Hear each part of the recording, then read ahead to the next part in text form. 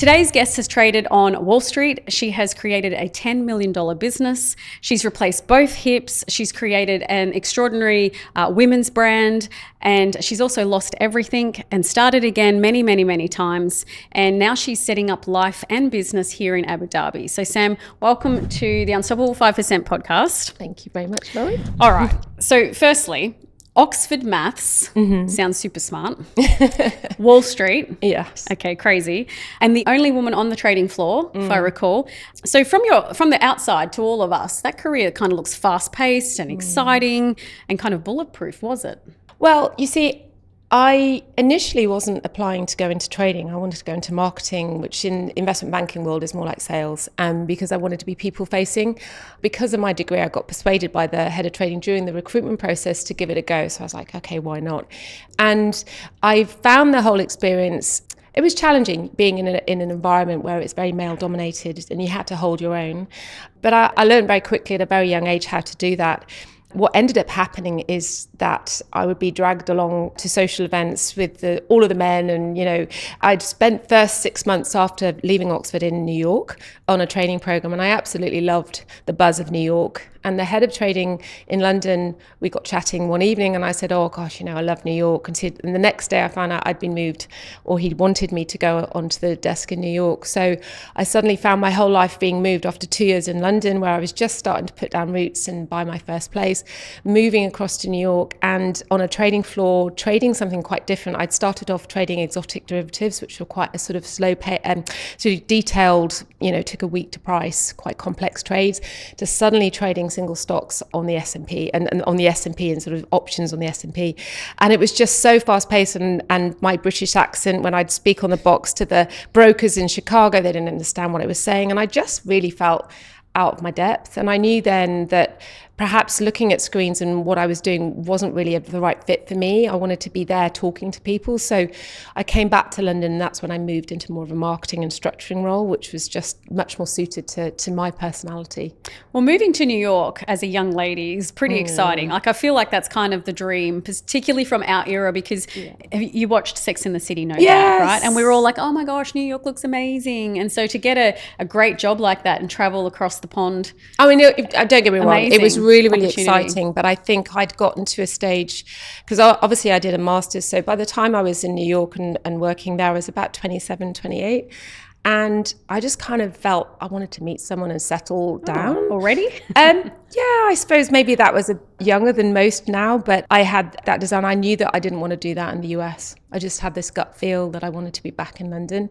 And I don't regret that decision. I think maybe sometimes I look back and go, if I'd stuck with trading longer, I'd have been able to build a bigger pot of cash, which then when I've moved into entrepreneurship, I'd have been able to draw upon. So, but the experience taught me a lot in terms of working in that environment, managing structured risk, high pressure, and being able to hold your own. And that I think I've taken those skills with me throughout the rest of my career. So there's some early knockbacks right there. Like even the fact that, because I face that these days as well, like people don't understand what I'm saying. I've got to say something, 7 times before they understand it. And generally I put an accent on to try and get it. But I guess in a fast-paced environment like Wall Street and being on the trading floor, if they can't understand you, I guess you're pushed aside because they've got to keep moving, right? Yeah, but you see what happened is I ended up moving to a different investment bank, and I worked on a desk which was quite forward-thinking. So in 2000, structured products on hedge fund portfolios and mutual fund portfolios were just taking off, and I was structuring them, and I was working closely with the private bank.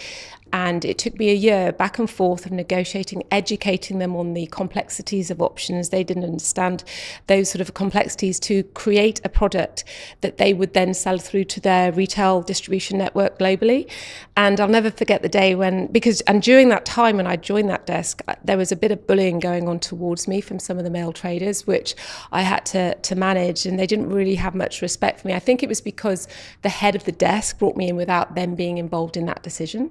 So that I was on the back foot, and I'll never forget the day when the head of my contact or my relationship with the guy in the private bank called me up and said, we want to do the deal, Sam.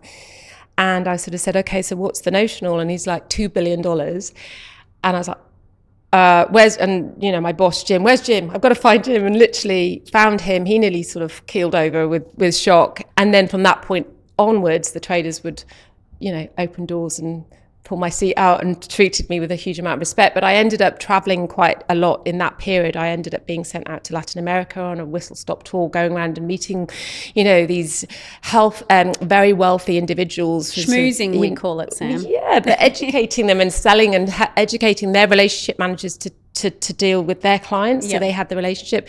So Latin America, I went to Australia a lot during that time and was training them up. And in fact, when 9/11 struck, I was on a flight from Sydney to Hong Kong to go to Hong Kong, Taiwan, and so on. We got grounded for a week. So I did a lot of traveling, which I loved. And I loved that element of, I guess, teaching people and making something that's really quite complex and simplifying it. And I think that's something as well, that this is the skill that I've really identified in more recent years is something I really love and enjoy. So, yeah. Okay. I want to go back a little bit to when you said you were working with all these men and it wasn't necessarily the most comfortable environment because they weren't accepting you necessarily. So, and there's a lot of women out there that go through that, myself included, having been in the military for so many years.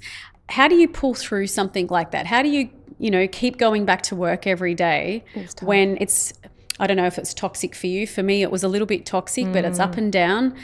And sometimes you have to adjust or put a mask on, I suppose, to be someone you're not, just so that you can fit in. I mean, that's not just in a male environment, that can be anywhere. But in your particular case, it's such a great opportunity, that job, by the sounds of things. Yeah. But to wake up and go into that environment every day, how does someone do that? I think it was really tough. Not long before this started to happen, I'd met my now husband, and he found it very difficult to see me navigate that. I think there's an element, I've got a lot of grit and determination in me, and so I wasn't prepared to let them get the better of me.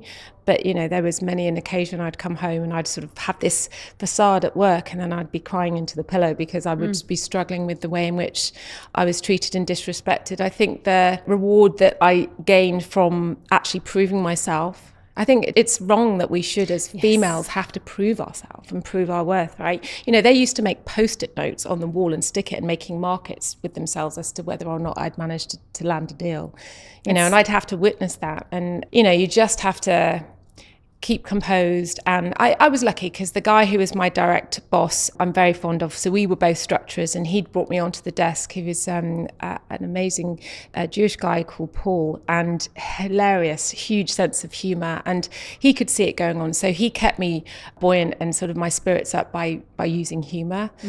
So I think on that, there's two sides of the desk on a trading floor. That side was my safe space. The other side, I think it made me more determined. I was going to prove them wrong. Well, that's what I was going to ask you. Do you feel like it made you more determined, more resilient? Oh, yeah. And did it give you more clarity on, maybe this isn't what I want to do? And, okay, so we get to that point now. So what do you change careers to from something like that?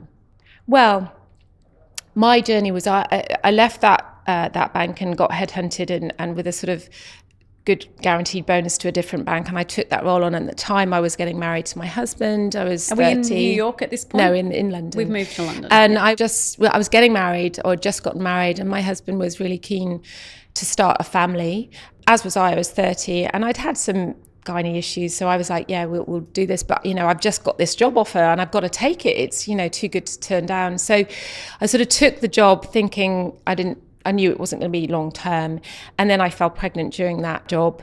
And so I left on a year's maternity leave to have my son, sort of always fully thinking, well, I'll go back. And so my son was born, and obviously, changed my world. And 9 months after he was born, I fell pregnant again. Goodness me. Not intentionally. Goodness gracious. But, my husband and I said, well, look, we always wanted 3 kids, so let's just, let's just go with it. And so I handed in my notice. It wasn't fair to keep, the maternity leave, and made that decision that I would just have the children and then return to a career. And sadly, 8 months into that pregnancy, I had a stillbirth. So I started to feel ill, probably around 6 months pregnant. There are 3 things that the doctors tell you don't want to catch in pregnancy. One is parvovirus, slapcheek, and the other one is cytomegalovirus, which in all honesty is just a uncommon strain of the flu. And I just hadn't ever had it, so I didn't have the immunity. But even then, the probability of it passing through the placenta and impacting the fetus is low, very low. But it impacted me, and it was the summer of 2006, so it was a really hot summer in the UK. high. And, I started to get sort of quite swollen and, looking more pregnant than I should have been, and ended up I was about 28 weeks pregnant, and I went into early labor, which they stopped in the hospital. And they took something called a torch screen, which is basically a blood test to test for these different strains of disease that can impact you in pregnancy. But I was being seen by a private consultant in London because I was sort of working. I wasn't working, but I went to the private consultant that I'd seen when I was working. And so I sort of fell through the cracks, and the blood test result never came back to me. So I got to about 33 weeks pregnant, but by this point, I knew that something was wrong. I just felt so ill, but also I wasn't feeling much going on, and then lack of movement. But my husband was going through a very stressful time in his job, so I didn't really want to worry him. And I remember just lying in bed at night, just feeling that something was off, something wasn't right. And so my mum had come down to help me because I was struggling, had this awful cough and flu.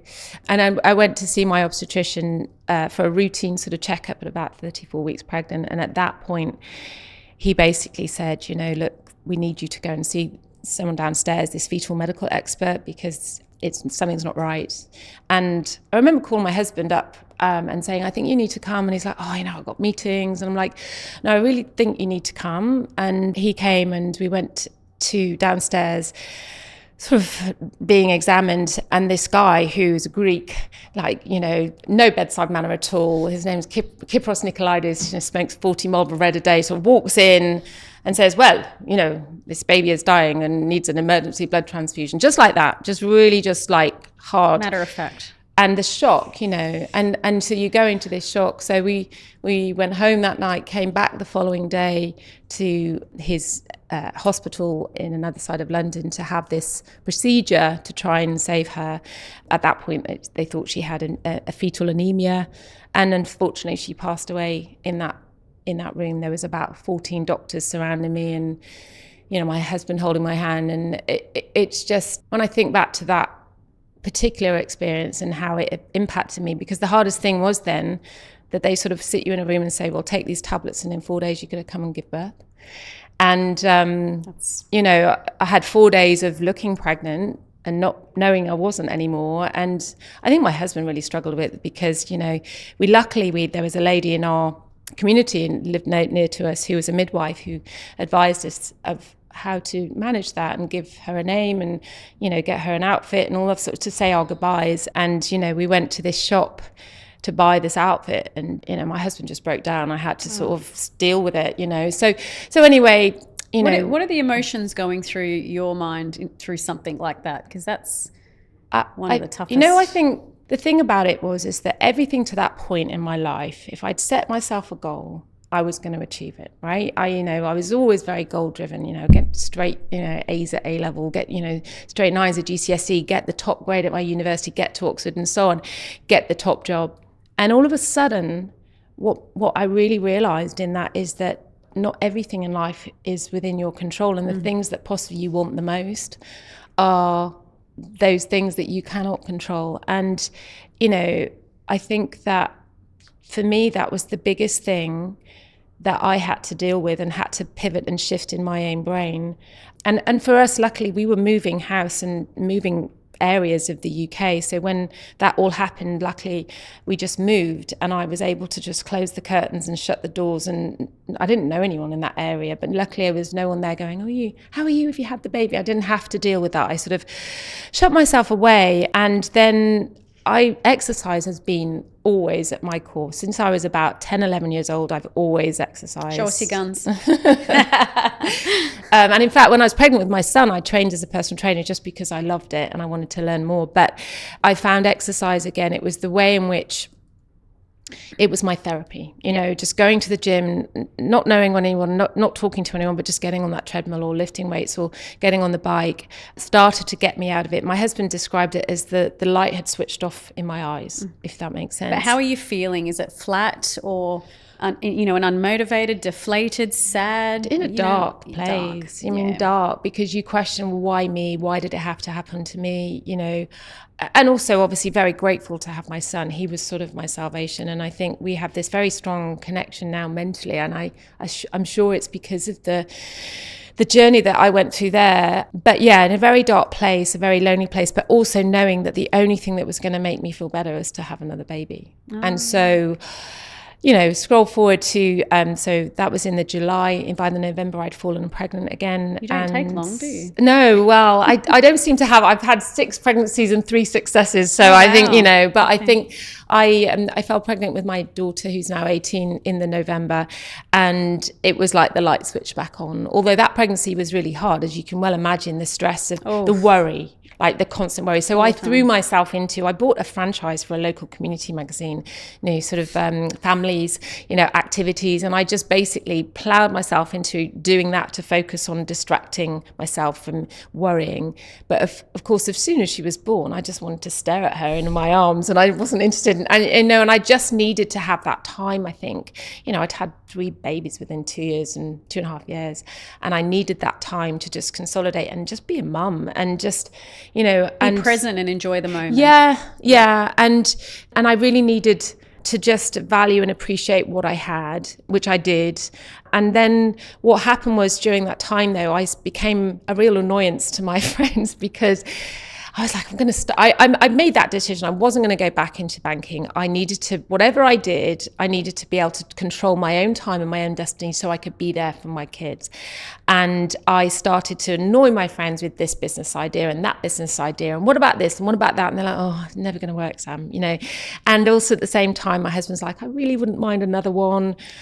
So we were like, so we ended up having my youngest 3 years later. So we did wait a little bit. But, you know, I was just a mum. I was just going to the gym. I was meeting friends. Anything that I thought I wouldn't be for a while, but I just needed to have that time. And then my husband, his job took us, not long after my youngest was born, took us to Paris for his job. So he was setting up a hedge fund over there.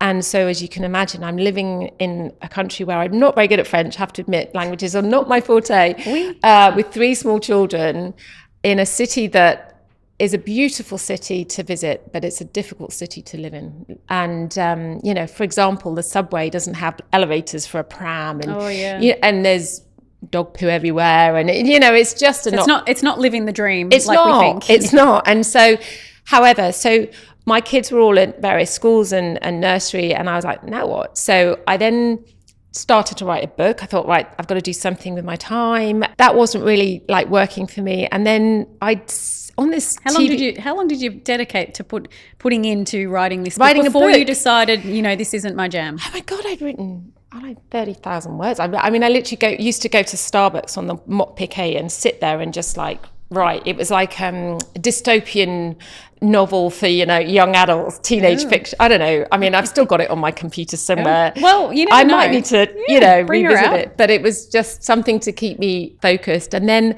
we used to watch British or US TV over in France. And there was this one TV show. The Kardashians were I think it was the Kardashians, they were at a trampoline park, right? This was in 2013, 14. And I was like, what's that? What is that? You know, because it didn't exist in the UK. I think maybe they'd started in Australia. They were certainly big in the US. They were growing. But this whole concept of this wall-to-wall trampolines where kids can bounce endlessly didn't exist in the UK. We knew we were coming back to the UK. So I just then, this is the idea. And I started writing a business plan. And obviously did the financial forecast. So I basically did a deep dive research and forecast what it could look like, comparing it to other sort of similar businesses like soft play and so on, children's entertainment. You hadn't done any business at this point. No. This is apart from the local community magazine. Doing some due diligence to see if there's a gap. Yeah. So I'd read this book, right, which I love and is still to this day a sort of Bible. It's called Anyone Can Do It by a lady called Sahar Hashimi, and she set up a chain of coffee shops in the UK called the Coffee Republic. And this book just talks about her journey of having been a lawyer in London and not feeling like it was fulfilling her, and then starting and creating a successful brand. And I've literally got red lines and markers across this book because I was like, this is the playbook, right? Yeah, so I built this business plan. I did some research. I flew out to the US and met who then became my business partner. He was the largest trampoline park manufacturer at the time, so he's making the trampolines. And I mean, I guess he could see me coming as well. He could see there was an opportunity in the UK. And so it ended up, scroll forward, we moved back to the UK in 2014 and we decided to go into business together. So I was the sort of one that actually made it happen, and he put the investment and supplied the trampolines.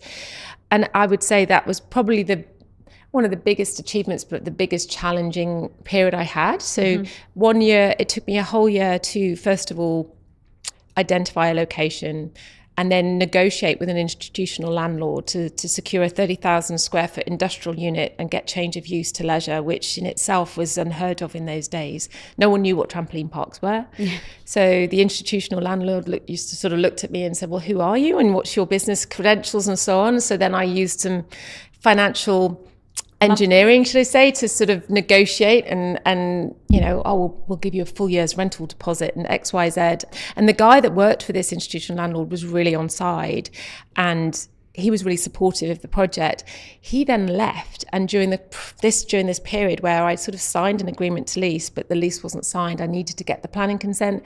And this new person that took his place was the bane of my existence and made my life incredibly difficult.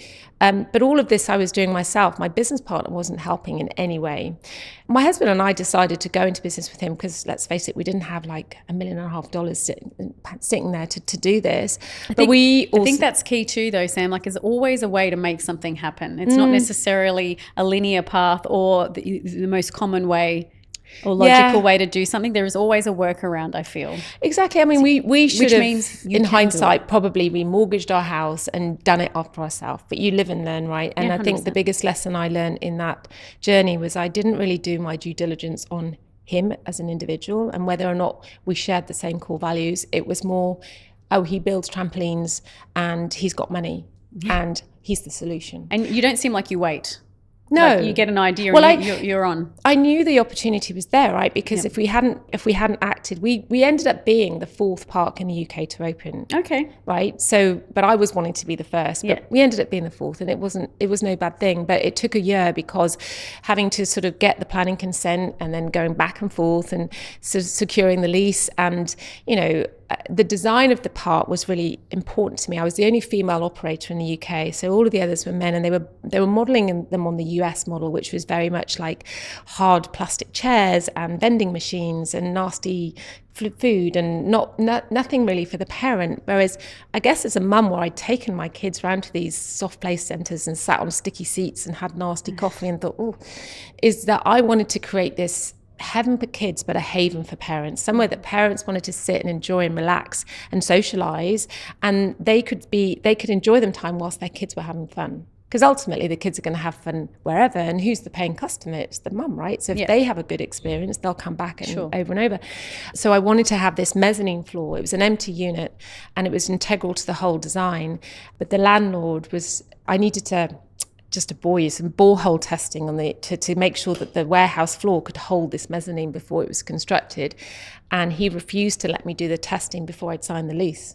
So it was like a chicken and egg. So I managed to get around it. We got the keys. We snuck in a few nights before. We did the test and got the results and knew that we could sign the lease. So, it was, I mean, gosh, what a learning curve of building and developing that and, fitting it out and working with the contractors and builders. And I'll never forget a couple of weeks before we opened, I'd arranged for this big opening launch event, and we had these rebounders and trampoline artists coming in and some musicians, and they were coming into practice. Mm-hmm. And half the park wasn't finished because everything had been pushed back and delayed. There were still springs out, and there's parents looking at me going, "Are you going to be finished in time?" So on the actual launch event, bar the fact the toilets flooded, we were ready. And I think just having that moment of, I did this, this wouldn't be here without me, was something that felt really incredible. I mean, I think it was short-lived because then you open the doors to one of these things and it's like letting a tiger out of its cage. We had 10,000 jumping customers in 2 weeks. Wow. In the first 2 weeks.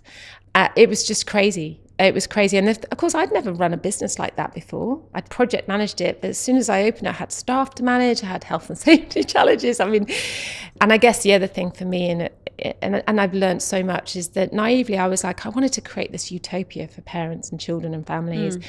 And then when someone breaks their leg on the trampolines and have to get airlifted to hospital, and it's in the local newspaper, and it's like, well, I didn't set out to create this, you know. And of course, trampolining there's risks, you know. You sign a waiver, if you double bounce, it's like hitting concrete. Yeah. So I think, and my face was everywhere, right? So I'd lost that anonymity. So, you know, I'm walking around the park and people are like, oh, there she is, you know, and I'm like, oh my God, get me a mask, get me a balaclava. And a hat. You know, so, but you know, so we started that first park in December 2015, the second park. I've got a question for you with that though. So you obviously were really clear on the vision and the experience that you wanted the mums or the paying customer being actually the adult to have, which is obviously super important. Did you have marketing to get out there in the first place, or did you just find that it was because you had the gap in the market on your side? To be honest, we didn't really need to do a lot of marketing. A lot of people from where we live were travelling around the M25, this horrible motorway in the UK, to get to the park that was closest to them, which was a 2-hour round trip. So I did some social media. I think I was on a radio show, but we didn't really need to do an awful lot. I think I'd advertised in a couple of local magazines as well, but not a great deal. So it was location? Yes, the location was great. Yeah, you know, these are all good little tips for people. You know what I mean? Yeah. Location matters. Clear on your vision matters. Oh yeah. So the location was in a great place. Yeah. And similarly, when we built the second park, which was 9 months later. So I'm managing one park and having to do the build on the second. By this point, I was like bursting at seams, and so stretched that my husband left his job to help us. And where the problem started with my business partner was that he didn't want to finance the second park. He wanted to do it, but he didn't want to put any more money in. And we could see the opportunity. So again, falling upon my financial background, and the bank manager had come in and was from our bank HSBC, and he was observing this this demand of customer and the cash that was coming in. I mean, we used to carry, before we put process in place, bags like $5,000 worth of coins in a rucksack and count it on the kitchen table. I mean, it was insane. And so he then backed me really and gave us a loan. I asset financed the trampolines in the first part to sort of finance the second. But of course, in doing so, all of those secured debt had to have guarantees against them, which were in my name. So in reality, we put as much into it as our business partner, but he didn't want to split 50-50. He had the majority share. And really at that point, that's when I should have walked away, because it was never an equitable deal. And I think that he didn't see us as business partners. He saw us as managers, you know, and that's how I got treated. So my husband had left his job in the city to help build the second park and manage it. So, and he wasn't paying us very much. So we were earning less money than ever, working harder than ever. And on the outside, it looked like we must be hugely successful, but we were using our savings. And so eventually my husband went back to work and I continued to run it. And, you know, it was successful. And then COVID hit. And well, let's go back to the success though. So what was the success? Because from my understanding, you earned $6 million in 2 years. You had well over 200 staff. I mean, you're running a pretty big organization at this point. Yeah. I mean, I think because people just loved trampolining. They loved to bounce. But our parks are built more with a higher quality edge than some of the others. So we had disco lights. So on a Friday night, we'd run these evenings called Open After Dark, and all of the lights would go down, the disco lights. We'd have the DJ come in. We ran events. So was this for the kids or was this for you? Well, both. You know, actually, I would say in terms of business, you know, there's a visionary and an integrator, and I'm the visionary. I'm the person that like, what can we do next? What can we put in? Let's put a drop slide in. Let's put some climbing walls in because we're trying to diversify and use the space and sweat the assets and do a fitness studio. Fitness was always a big thing. And my best friend joined to teach the fitness classes and rebounding. And, all of these different ideas are basically sort of mapping out a week and going, how do we maximize the revenue for every hour of the day? 100%, yeah. And also making sure that safety was paramount. So as a mum of young kids, the other parks were just letting toddlers bounce with the adults, right? But the risks to them were huge. So I then set this rule in place where toddlers had to bounce in separate times. And I ended up being on the International Association of Trampoline Parks committee in the UK, which was basically the safety standard and so on. I was the only female on that committee, and so pushed through a couple of those things that I understood from a mum's perspective, if you like. And so it was successful. And then the park up in Birmingham, which is the second largest city in the UK, was even more successful than the first park. So 2015, 2016, 2017, by 2018, we had a really hot summer again. And there's no air conditioning in the UK. It's not like here. So this 30,000 square foot box, which is heating up, people just don't want to bounce, So we started to notice, it's always like with any business, you have this hockey stick and then it starts to plateau. And we really noticed that happening sort of 2018, 2019. But I think it was everything. And also by this point, there was something like 172 trampoline parks in the UK. Oh, wow. The growth was just huge. During that summer, actually, a lot of parks ended up going out of business because they'd over-leveraged themselves. They'd expanded too rapidly. They hadn't managed their, cash is king in any business. And when I was running the business very closely on the numbers, and I was, as you can tell, it's a financial brain, and making sure that we had cash at all times and a buffer. So that for me was the most important thing, so that when we had those times when we were quiet and we weren't bringing revenue, we still could pay the bills and pay the staff and so on. So did you pay yourself? Well, I was allowed to draw a small salary from the business through my partnership with my business partner, but nothing really compared to what my, so the people on the IATP, the International Trampoline Parks, all of my peers were being paid 3 or 4 times as much as me. So, I learned so much from that whole journey, which I am really proud of. I wouldn't change that for the world. I think that during COVID, when the parks closed, literally overnight, it was then a case of stopping the bleed of cash out of the business, renegotiating contracts, going back to the landlords, renegotiating leases, furloughing the staff, applying for these loans that the government were supporting us with. But the trouble is, I couldn't make any of those decisions without my business partner agreeing to them. And he wouldn't pick up the phone. It's interesting too, because the UK had a long time in lockdown, if I recall, and then you were off and then you were on again, because I was mentoring businesses at the time through all of that as well. But you guys were hit quite hard from that aspect. You just get your feet on the ground again, and then I think it was March to August. And so during that time, he'd made the decision, which is why he wasn't picking up the phone, that he wanted to sell. And he'd got some deal with a private equity firm and he wanted to flip it for his debt, the money he'd put in, not for equity. So of course that meant I walked away with nothing. He got the money he put in.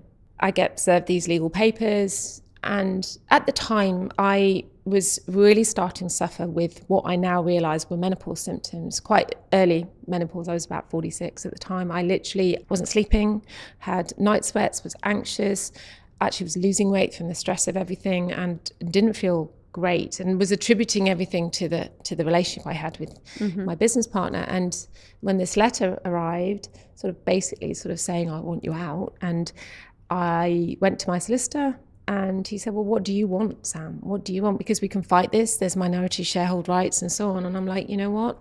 I just want him out of my life. Yeah. Because he's making me ill. It's impacting my family. I just need to be away. And so that concluded in the August of that year of 2020. And I have to say, we were all in COVID, all, homeschooling.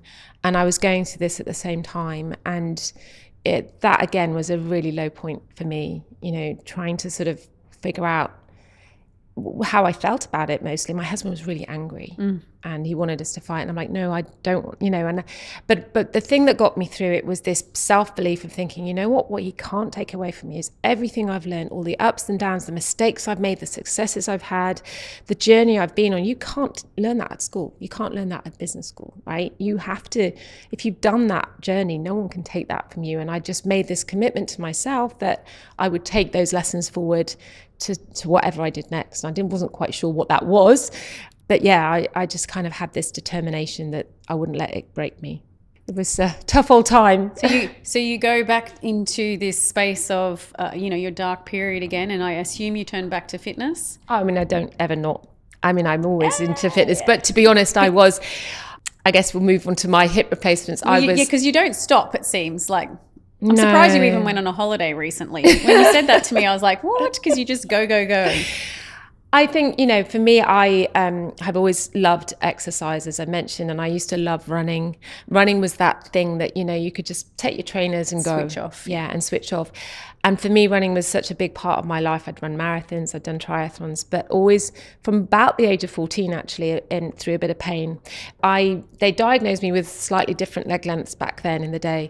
Didn't really have the MRI and scanning capabilities that they probably do now, or at least I don't remember them scanning me like that. And so I just continued to run through stubbornness because it was so good for my head. And even running the marathons, ending at green with like pain, and my husband's, don't do this again. But I got to a stage where during the time I was running Rush, where because I was sat at my desk a lot and then I'd get up to go to the toilet or get a coffee and I just would doubled over, right? And so I went to see someone at this point who said, oh yeah, we think you're going to need a hip replacement, come back when you're ready. I was like, okay, well that's not going to happen, because I'm a little bit squeamish, so the idea of that sort of put me off. So I was like, no, I'll just stop running. So I stopped running and started spinning and got on, onto my swim bike. So during that time you were asking, I just was spinning more than ever. Mm-hmm. But I was finding that it wasn't really doing as much mentally, that dopamine hit. And that's when I, obviously realized I was in the menopause and I needed to go and see someone about that, because the sort of anxiety and the insomnia particularly was the thing that was really, I was struggling with in terms of managing my overall mood, and I just felt flatline the whole time. And so, yeah, I went on to HRT, which absolutely helped me with that, and was continuing to exercise, but it kind of pivoted me. Well, two things happened. One is I ended up having to have my hips replaced. So that's a huge operation. Yeah. Both at the same time? So what happened is we were in COVID and lockdown again, and I woke up in the middle of the night with this really excruciating pain in my right groin area, which my right hip was always worse than my left, which I thought was appendicitis, actually. I was like, So I ended up going to A&E during COVID, and the consultant there said, I'll go and check out your appendix, but I mentioned about my hip. He said, come back after you've had the test. So obviously nothing wrong with my appendix. And he's like, I really do think you need to get that hip checked out again. And I recommend this great doctor, Professor Hart, who specialises in young adult hip replacements. Apparently that's what I am. So I was quite pleased about that. Yeah. Anyway, so I went, not long story short, I went to go and see him. He did all the scans and said, look, we're not just looking at a hip replacement. If you don't have this done within 6 months, we're looking at pelvic reconstruction, because my pelvis had basically started to develop holes and cavities because of the wear and tear. I had osteoarthritis, but it came from hip dysplasia that was never identified. So I had that one done in the September of 2020, and then I had the left one done in the April of 2021. So 7 months apart, and I haven't looked back. So then you went on to start a international women's product or brand? So it was, I suppose international in the sense that it was sold online globally. But yeah. So this journey of menopause that I'd gone through at that point in time, the narrative around it was starting to pick up. There's a lady called Davina McCall in the UK who was really sort of banging the drum. But there was just this lack of awareness, and certainly I'd had it, ignorant to it. And so then I started researching into it, and realised that as women, as we age, we need more protein, certainly, to maintain muscle mass, avoid sarcopenia. We also, there's vitamins, minerals and herbal supplements that can really help to support your menopausal journey. So I, of course, thought, well, I'll just go and buy it, and it didn't exist. And so that gave me the idea for my next business. Is like, well, if it doesn't exist, there's an opportunity. So I, again, put a business plan together. I self-funded it. So I approached and I got a startup loan with the British Business Bank, and put some of my money in. My dad gave me a little bit of money. And then I found a manufacturer. I found a nutritionist to help me formulate the product. I knew what it wanted to be, and I wanted it to be a protein shake. I hate taking loads of tablets. So for me, it was sort of, if you had this all-in-one solution, you're done. And so I created this product. It was called Bomimo, the Meno Shake. So Bomimo stood for body, mind, mojo.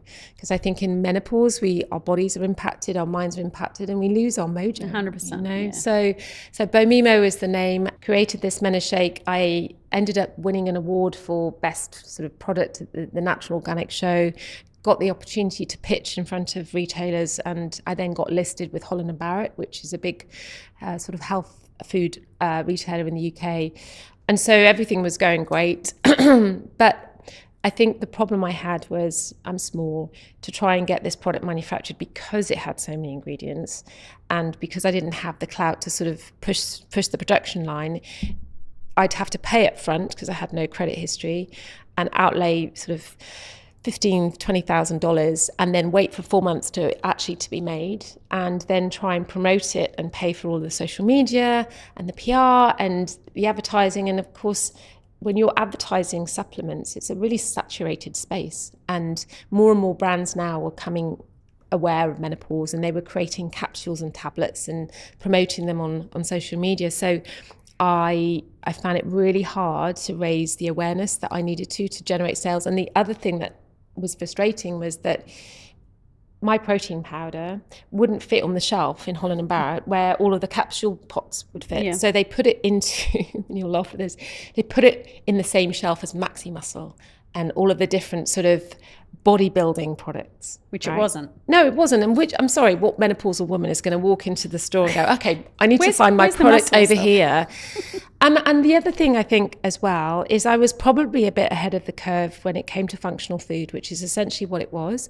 I think now women understand what functional food is. There's more education out there, isn't there? And so again, I was sort of too ahead of the curve. And what I probably should have done in hindsight, and you live and learn, is I should have created a low barrier to entry product, the Meno Bar, which I ended up creating, and I was about to launch a protein bar that was a grab and go that had the same ingredients that would have been a lower cost price for people to try. And so if I'd have done that way round, maybe it would have been more successful. But what ended up happening is I got onto a Femtech accelerator, which was a sort of women's health acceleration platform for startups to try and raise investment. Mm-hmm.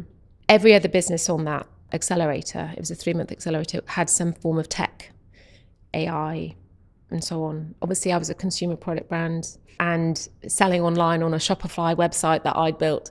And so I remember we would prepare to pitch, and I'm stood in this auditorium with 100 angel investors and pitched my arse off basically, but I didn't manage to raise any money. And so it just got to a point where I'd taken out an overdraft, which I hadn't told my husband about. I was like not paying myself, working harder than ever, in my back bedroom, and just couldn't seem to make it work. And I just realized that sometimes in life, quitting isn't a bad thing. I call it strategic quitting, because it was like, am I going to be able to make this a success? And is it it's costing us more than it's actually making us money? And I think because of the experience I'd had with Rush as well, I didn't want to repeat that and put that burden on my husband. Sure. Yeah. Sam, a lot of people, like hip replacement, perimenopause or menopause, you're going through all these things, and most people would kind of stop at that point. But for some reason, your brain goes to, right, what am I going to build next? That takes a different type of person. Yeah. So who does that? Who is she? I think what I've learnt in the last 12 months has really helped to explain a lot about my personality. So I'll give you some context. So my son, who's 21, got diagnosed with ADHD after he'd left school. Actually, his mental health started to decline during his first year at university, and we ended up getting him some support and help, and lo and behold, he has ADHD. Then it turns out my 2 daughters also have ADHD, and guess who's also got it?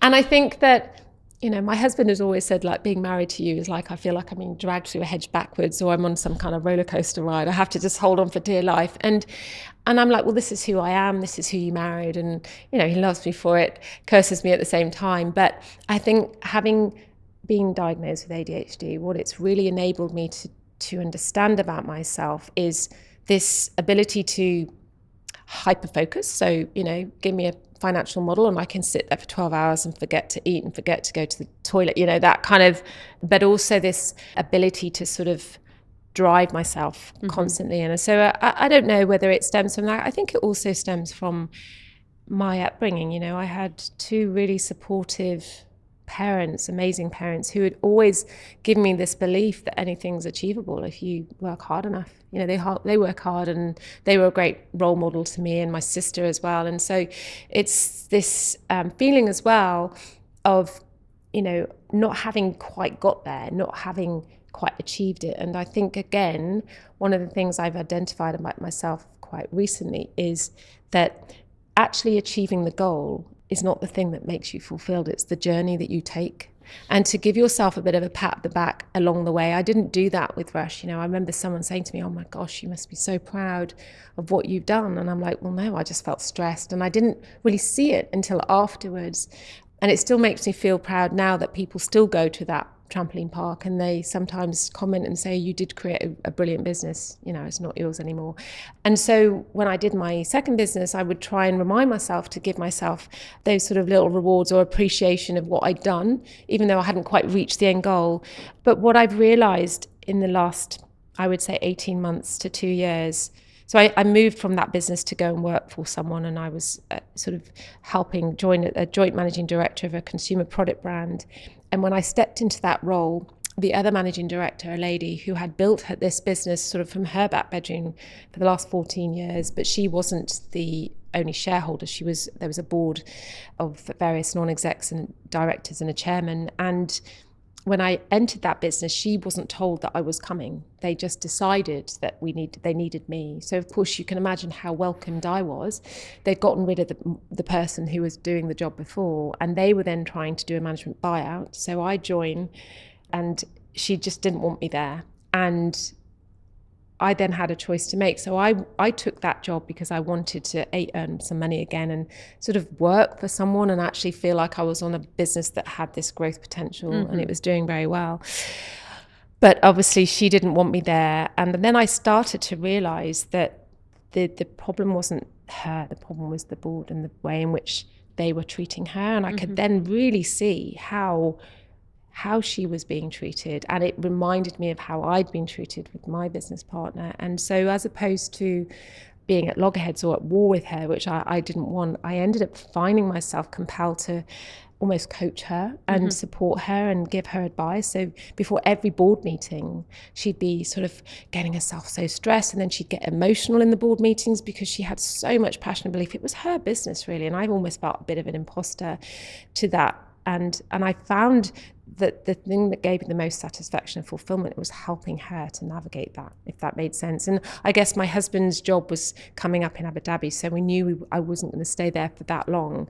So during that time, it really made me make the decision to what I've come to do now, because alongside of all of these jobs and businesses that I've done, I would like to say I've nurtured and grown 3 very successful, amazing human beings in my kids. My son, very bright, studying maths like me at Edinburgh, but also he swam for Great Britain as a junior, so hugely talented. My daughter, she's now wanting to go into the music industry, and she's going to Berklee College of Music with an angelic voice. Absolutely beautiful. And my youngest, who is hugely into her horse riding and her rowing, and I've always believed in life that everyone's got a talent, right, and that you just have to nurture it and let it flourish. And then so I call myself the facilitators, I've facilitated getting up at 5 a.m. to take my son swim training, or and the pleasure and the enjoyment and the fulfillment I've gained from watching them succeed has kind of made me realize that what makes me feel fulfilled and my purpose is not about me achieving the goal, it's about helping others. Yes. Does that make sense? It does. So tell me then, let's fast forward to EOS. Tell me what it is. Yes. And what you're doing here in Abu Dhabi. What are you building? So EOS stands for the Entrepreneurial Operating System, and I first discovered it during the time at Rush, where I was at a meeting and there was a keynote speaker talking about the importance of entrepreneurial businesses having a robust operating system. And I kind of, it resonated with me because at that point in time, everything was coming to me. I was working long hours. There was no sort of system in place that I could rely upon, if you like. I had good staff, but it was all a bit chaotic. Yeah. And I then decided, oh, I'm going to implement it in my business. But of course, then COVID happened and I didn't really get the chance to. And so I looked at it then and thought, maybe that's something I would like to explore, but I don't think the timing was right. So straight after I'd moved away from Rush. But when we come to last year and looking at moving to the UAE and realizing that I have all of this experience and knowledge that I want to sort of help others to learn from, but doing it with a sort of a proper proven model and a proven system, as opposed to going in as a consultant, but taking a system that's been around for over 20 years. So EOS worldwide. So EOS started from a gentleman called Gino Wickman. He wrote the book called Traction. He launched EOS worldwide in 2008. And now it's grown to the place where there's about 877. There are exactly 877 implementers globally, predominantly in the US, I would say. Yeah. So it's a US centric, but there's quite a few now in the APAC region. There's about 50 or 60 in Europe, and there's actually only 2 of us in the UAE. And so I saw that as a huge opportunity. And so what it is, you have to have been an entrepreneur to be an EOS implementer. And I go in and I work with the leadership teams of companies that have between maybe 10 to 250 staff. So they've passed the initial startup. They're in that sort of growth phase, but the founder or the leader is finding that the business is running him or her or the other way around, right? So they're scratching their head. They've hit this ceiling. They're not growing. They're not reaching profit. They have people issues. They realize that they've got people in seats that shouldn't really be there. And maybe they haven't put processes in place. So things are falling down and, they're constantly on their phone. And so those people that they've reached this point where they just kind of need help and they're not quite sure what to do about it. And so what EOS is, it's not about telling them what market or product to serve. It's about execution of their business. And what I really like about it is it's literally a traditional whiteboard and pen, staged learning. You go in, but you work with the leadership team and you help to teach them the tools and the disciplines that enable them to gain traction throughout the organization. So you help them build out their accountability chart. You help them design a scorecard of metrics that they're measuring on a weekly basis to give them a pulse on their business. You help them to define their vision, where they're heading and how they're going to get there. What are their core values? And then does everyone in the organization align with their core values? Are they the right people in the right seats? Do they get it, want it, have the capability to do it? And so it's a sort of stage learning process where you go and you roll up your sleeves and you actually enter the danger. And what I mean by that is quite often with leadership teams, they're not working as a healthy, cohesive team. They tend to be siloed and almost like in competition with one another, right? So we develop that team health. And the way we do that is we have those difficult conversations that's so often avoided. It's the silence, it's the things that are unsaid that actually are the real issues. So we force the conversation to happen. And so I've got a few clients now I'm working with in the UAE, and the pleasure I've gained in seeing the evolution of some of these businesses that, have been successful, but they've been stuck. And the feedback I'm getting is like, this is transformative for my business. And the other thing to say is that I'm in this community of EOS implementers globally, and we have quarterly meetings. We meet on Zoom every week, but we have these quarterly collaborative exchanges. And when I first went to one, I can honestly say I've never been into a room with so many similar people to me. I'd met my tribe. Oh, good. Yeah. That's awesome. Yeah. What do you think is probably one of the most problems that entrepreneurs or business owners face that you've come across? I think the people side of the business, 82% of business issues are people related. Yeah. And so often entrepreneurial businesses start where you kind of just like all hands on deck, you need people to help, or you might not have put a robust recruitment process in place. So what you do is you're recruiting people based on their CV and like, oh, they've got this talent, they'll do. And then they come into the organization and they're not aligned to your visions and your values. But as well, what happens is that because people are managing their costs, and I do understand that, obviously, I've been in that situation, they tend to wear more than one hat and they're sitting in the role of the integrator, but they're the head of marketing, or they might be running finance. And there's only so many hours in the day. And so often people are guilty of not learning how to delegate and elevate themselves to their unique abilities. So on many levels, I think that the people side of the business is crucial. I think the other mistake that, when you have a team, if you want everyone to be aligned and rowing in that same direction, you've got to share your vision. Don't keep it to yourself. Define it and then make sure you communicate it.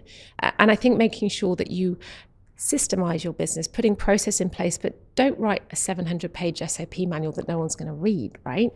It's the 20-80 rule. Do 20% of the steps that get you 80% of the way there, and then train and manage your staff accordingly. So, and then the final thing I would say that really is, I think the secret sauce is this element called traction, hence the name of the book, is we create this 90-day world, first of all, where we get them to define what are their 90-day, we call them rocks, but what are their 90-day goals, both at the company level and at the individual level.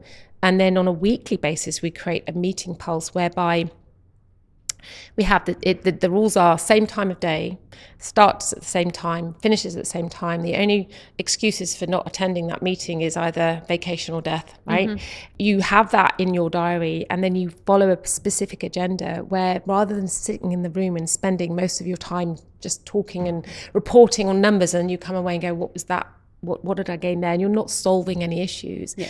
We teach this discipline of slick reporting and dropping anything down to the issues list and how to solve your issues as they arise, make them go away. So that kind of discipline really helps to make things happen, actually, because so often issues just tend to sort of stay and remain and never get solved, and everyone discusses them and there's no solution to them. So by creating this discipline right the way through an organization, and also the language, making sure that everyone speaks with the same language, they understand what their measurables are, what they're accountable for, what their rocks are, and what is the vision for the overall company. When everyone shares in that, it's really magic, because people are aligned and they can see what they're working towards. So regular communication matters, doesn't it? Particularly in that space. Yeah. Is there anything else that you would like our listeners to know about you or your current journey? Well, yes. So obviously moved to Abu Dhabi, and one of the things that I've realised, I've spent a lot of time driving on the road from Abu Dhabi to Dubai to meet with clients, my target market clients. However, I really think there's a great opportunity in Abu Dhabi, and there's a lot of businesses here, but there doesn't seem to be much sense of networking or community. So I joined a community in Dubai called the Strategic Business Connect, and I regularly go to these events, which they're small, deep dives, 12 people sat around the table. You really get to understand each other's needs, how we can perhaps collaborate or refer.